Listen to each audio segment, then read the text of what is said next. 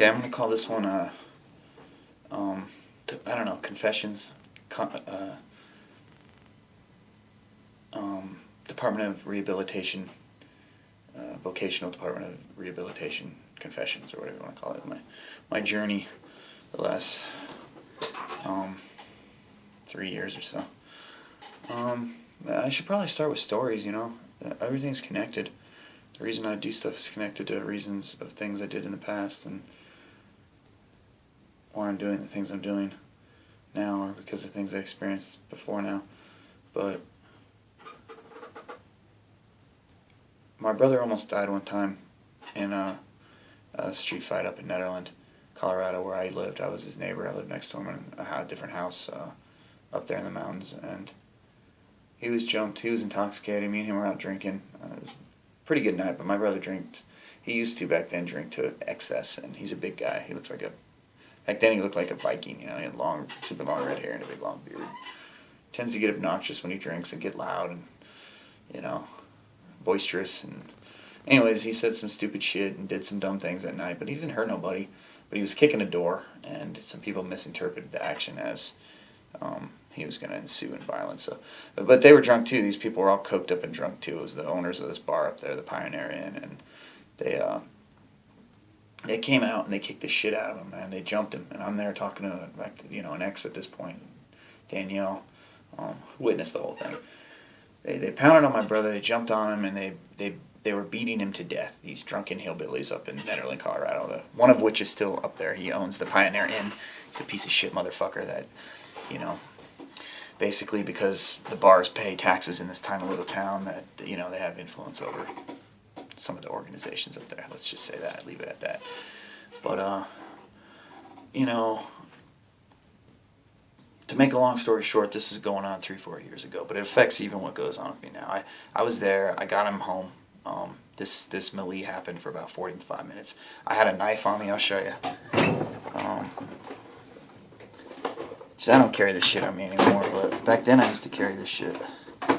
Living in the mountains, you never know when you're going to come up on a mountain lion or some shit. But I carried this knife on me. Pretty big fucking knife. I wear rings, I used to wear a lot more rings back then, and I still do sometimes. I wear big ass rings I put on. And that night I had a ring on every finger. I could have beat these guys to death. I could have killed all 7 of them motherfuckers. At that point in my life, I'd been training and weightlifting, and I was a fierce person to be reckoned with. That's not the point I'm trying to make. I'm not trying to paint a picture of how badass I was. The point is that I was badass enough to where 3 guys 3 times tried to extinguish my life that night. They held me down, and they tried to kick in my throat. I think I talk about this in my video, Bodybuilding Saved My Life. But I got my brother home. I didn't get any hits to my face. I never hit anybody myself. Never got hit in the face that night. Got pushed, got pulled, got choke holded, got 3 guys holding on me, and 1 guy trying to kick me in my throat, but not one punch was landing on my nugget. I got my brother home, and it took about 45 minutes. We got home. He looked like Mr. Potato Head. They beat the shit out of it, my brother. But that led to me quitting tattooing for a year, just because it fucked me up. I was apprenticing at a Tungsten Trail tattoo shop. I'd made some strides towards my goals, and they all got crushed because the small-minded town that I lived in, everybody talked a whole bunch of shit after it happened. And naturally, because I'm the most identifiable person in the whole situation, even though I had nothing to do with any of it, I was out babysitting my brother, basically, because I knew he'd been drinking too much. His wife sent me out to keep an eye on him, because she knew he'd get in trouble, too. I was ostracized from the community, both by the law enforcement, by the tattoo shop I worked, and everybody. So I left. I said, I don't need to be in this town. So I quit being there. I moved away. I was going to go to Portland. Ended up getting stuck in Longmont because of some health issues with my thyroid and such. But I quit tattooing for a year, and I was going downhill just depression-wise. And I decided right before 2012, I believe, to just go into the Department of Rehabilitation in Longmont and see if they could help me get more training to become a tattoo artist. I brought in my art. I was determined to have this group help me because I qualify for help from the Department of Vocational Rehabilitation, because actually I'm a diagnosed paranoid schizophrenic, which not too many people know. I don't care if anybody knows at this point. I had a lot of problems when I was younger, and I still do have some problems, but there's nothing to be ashamed about. It's nothing for me to be judged, deemed unworthy as a human being for. It's just the facts. So that's part of the reason why I'm able to get grants to go to tattoo schools, which is ironic, that they're going to give money to a paranoid schizophrenic and teach them how to tattoo people. But that's the case being. Now, dealing with the Department of Vocational Rehabilitation has made me more crazy, and that's just a fact. I can give you some examples, but let me use the last one. And I have better examples than this, but this one just sums up everything. Last Thursday, I had to get some supplies. I called them last Wednesday, actually. I was like, I need supplies. You said you would help me get supplies because I cannot tattoo fruit, fake skin myself, other people, unless I have at least gloves. Some just rudimentary, I was going to be expected to tattoo myself there the following week because that's something they think I need to do in order to continue getting better at tattooing, which I've already tattooed myself. I don't mind tattooing myself, but I'm not going to start something new. He tried to talk me into starting a new piece. I'm like, nah, man, I already have pieces I've started I need to work on. If I'm going to tattoo myself, I'm going to continue working on my legs. And actually, after thinking about it, I don't want to tattoo myself. I've been advised by older, more experienced tattoo artists, don't tattoo yourself. Pay other people to get it done right. It's harder to tattoo yourself than it is to actually tattoo others. Just because you have, a lot of times you don't have all your, it's just harder. It's harder to move around. It's uncomfortable dealing with the pain on top of the accuracy of trying to put in the tattoo. So I'll still tattoo myself in the future. I'm not saying I won't. It's just I don't enjoy it as much as I used to. And I shouldn't have to do it to prove that I know how to tattoo. But whatever, I was going to do that. I think everything's on hold now because of stuff that has happened. But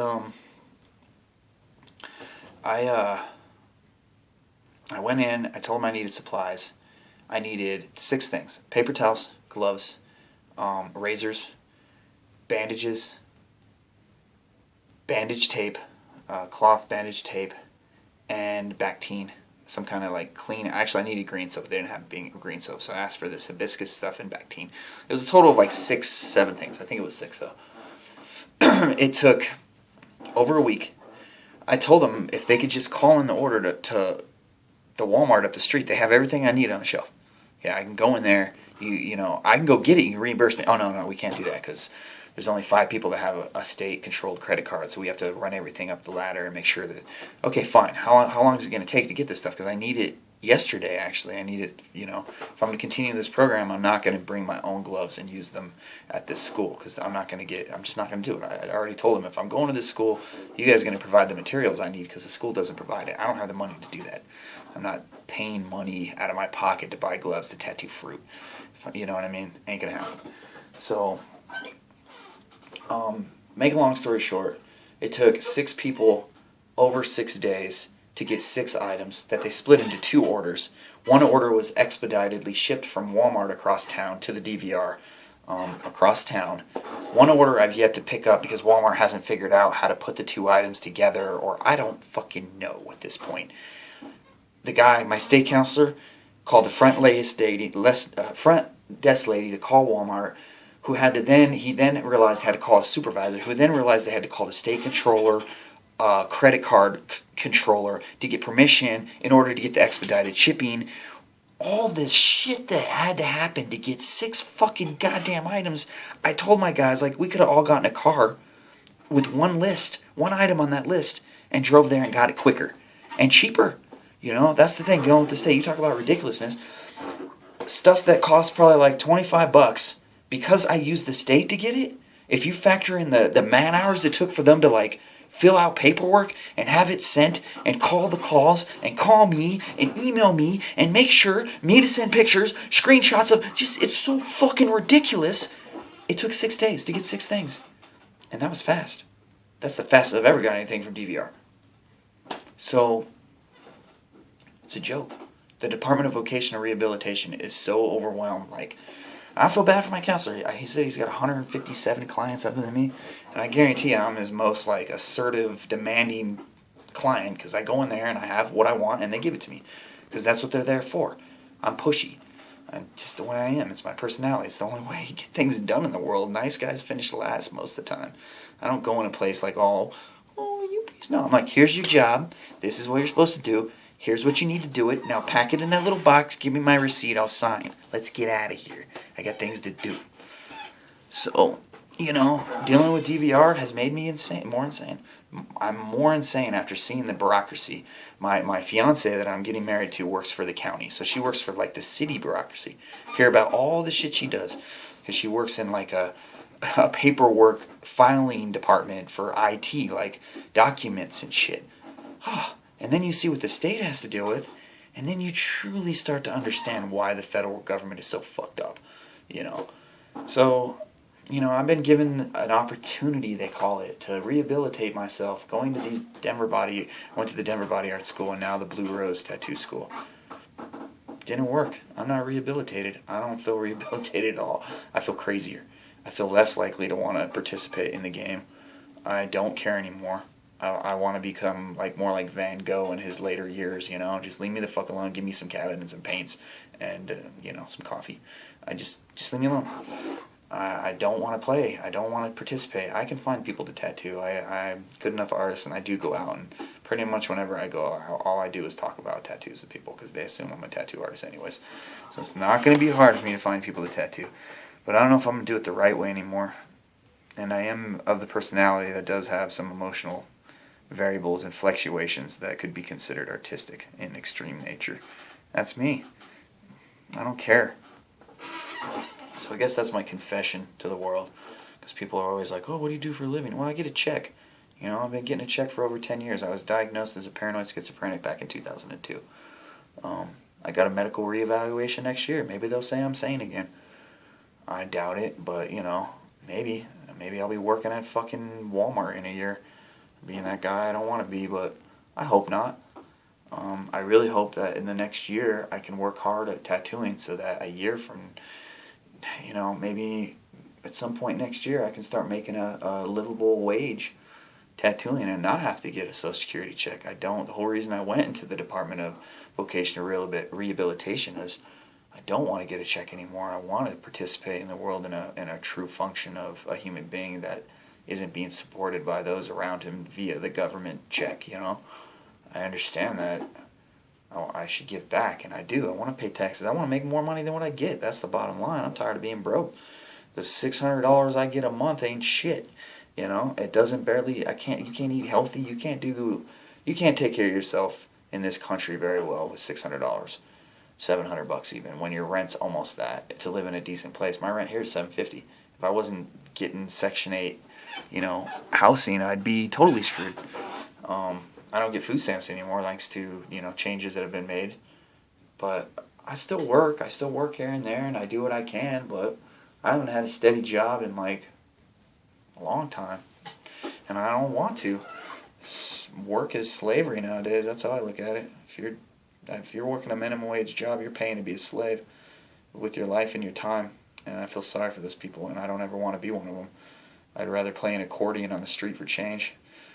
I did that for some points in my life. I don't care. It's not like I'll be broke. I will eat. I will sleep. I will survive. But that's my confession. I guess that's really kind of news to all my followers, if anybody even cares. But that's a confession I have to get off my chest, because dealing with this state and the feds over the years has been, yeah, I get a check, but man, I pay for it in stress. And I pay for it in other ways, like you're always got that, I don't know, what's the Greek myth, the Damocles blade hanging over your head. You never know when it's going to be cut off and you're going to die or be forced to move or not have money to eat, Stress that it's not a lot of people, everybody has that, no job's guaranteed, even whatever. But, so that's why I get the check, that's why I deal with the Department of Vocational Rehabilitation, and that's why I'm going to school, because I'm trying to better my life. So I'm sure there will be a lot of haters on this video, and I'm sure Republicans can use it as an example of why everything has failed in the world. I don't care. I'm still going to do what I do, and maybe I can be the world's most famous paranoid schizophrenic tattoo artist. because that's what I'm heading towards. But you know, I really seriously am contemplating hiring somebody to write my book for me at this point, because the stories I've collected in my life, I have to disguise as fiction now. I have many rants and raves and just insane things that I've seen in this world that I can only laugh now and want to like hermitize myself away from it more, because it is getting more bizarre. The more novelty that is introduced, the more bizarre it becomes, and novelty is abundant in this culture. This you know, it's just it's. Sometimes I walk around and see what's going on, and I'm just like, wow, I feel so old. I feel old now. Like I understand how old people would have felt when I was younger, looking around, and now it's like, wow. Man, this world's weird. And I'm fucking supposed to be the weirdo. But I guess that's my rant on DVR, bureaucracy, Social Security, all that stuff. So, if you have any comments, let me know. I'll do a follow-up video to this that says how everything ended up with the Blue Rose Tattoo School and my journey, you know. And friend me on Facebook. I will be tattooing still. And I'll still be struggling like a lot of people I know, just to make my life better. That's all I'm trying to do. Really, that's all aren't we all trying to do? Just make, I mean, if you're not, then you're not trying very hard, because that's what everybody I think is trying to do. If not, you are crazy. I'm trying to make my life better. I'm trying to better my situation. I'm trying to be a better person. But the more I deal with people and organizations, the more I feel like to better myself, the less I need to deal with those things, including most people. I'm sick of it. I'm sick of people. I'm sick of lies. I'm sick of egos and projections, and I want to be left the fuck alone for a while. I mean, I still want a tattoo, but it's what I want to tattoo from here on out. And I'm going to take tattooing on like a beast, but in a different way. I'm not going to listen to anybody anymore. I'm going to just tattoo. That's what I've decided. License the tattoo. Whether I have it or not, I'm going to fucking tattoo. I'm going to be the best tattoo artist I can at this moment. When I pick up that machine and load that ink into that tube, my goal is going to be to do the best tattoo I can. And I'm going to continue with that philosophy till the day I die. So thank you for your views. Let me know what you think of this 3-part series. I feel better after doing it. So have a great day.